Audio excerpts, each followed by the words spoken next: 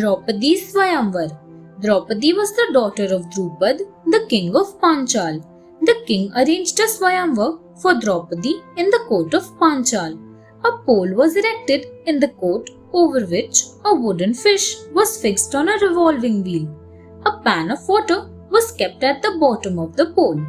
Anyone who could shoot an arrow at the eye of the revolving fish by looking at its reflection in the water would be married to Draupadi. The princes from all over the world assembled for the Swayamvar.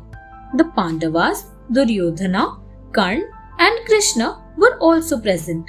Many brave princes tried but failed to perform the difficult task. Suddenly Arjuna rose and easily shot at the fish's eye. Draupadi was happy and put the wedding garland around Arjuna's neck. On reaching home, Arjuna called out to Kunti and told that he had brought something. Kunti from inside the house asked him to share it among the 5 brothers, thinking that he had brought something. As a custom, the Pandavas had to obey every word of Kunti. Draupadi had to become the wife of all 5 brothers. The wedding between the Pandavas and Draupadi was performed with great splendor.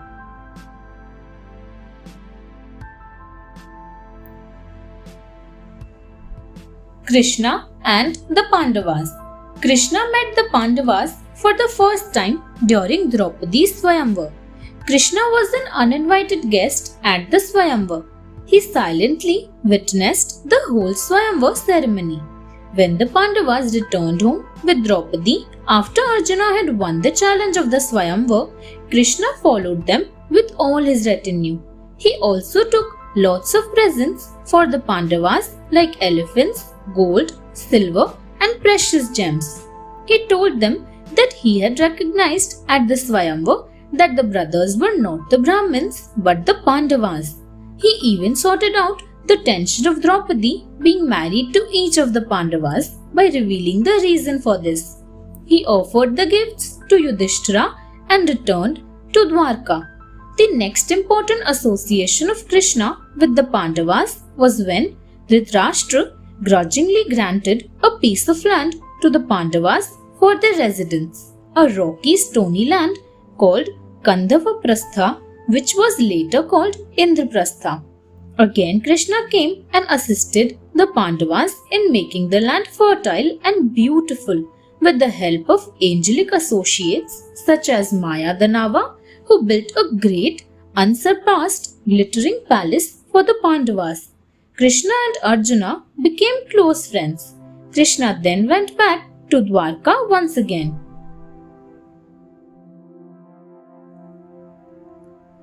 Krishna battles with Arjuna. Once Gayan, a Gandharv, was driving his flying chariot at a great speed. His chariot passed over the city of Dwarka. Krishna was going towards his palace at that time, so he had to duck in order to avoid getting hit. Krishna shouted at him. He looked down and saw Krishna looking angrily at him. Gayan did not even have the guts to apologize, so he drove off hastily. Krishna was angry that Gayan did not even say sorry. He decided to kill Gayan. Gayan went to Arjuna and asked for his help. Arjuna promised to help him. When Arjuna had promised, Gayan told him the whole story. Arjuna looked angrily at Gayan, but he had made a promise and was bound by it. A long, fierce battle ensued between Arjuna and Krishna.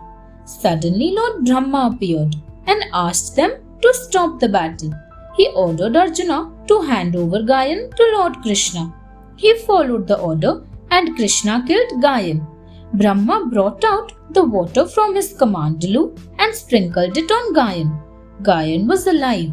He thanked Brahma. Krishna smiled and hugged Arjuna. Krishna had fought this war to prepare Arjuna mentally for the Mahabharata war. Krishna marries 5 queens. One day, Krishna and Arjuna went hunting in a forest. There they saw a beautiful girl, Kalindi, who was River Yamuna personified. She told that she wished to marry Krishna. Krishna accepted her proposal and brought her to Dwarka. There he married her with great pomp. The kings of Avantipura, named Vindhya and Anuvindhya, had a sister Mitravinda. She was an elegant girl and had a strong desire to have Krishna as her husband.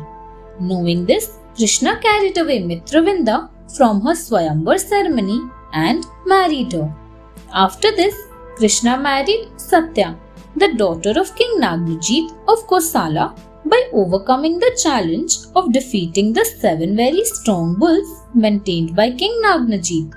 Krishna then married Bhadra, who was the princess of Kekai province and daughter of Krishna's aunt Srutakirti. Bhadra's brothers offered her in marriage to him.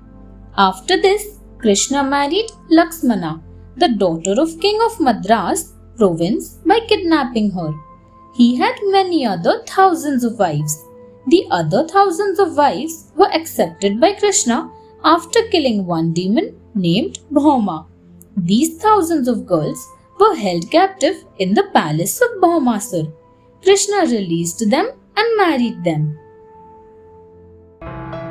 Thanks for watching. Do like, share, subscribe to Sahil Book House.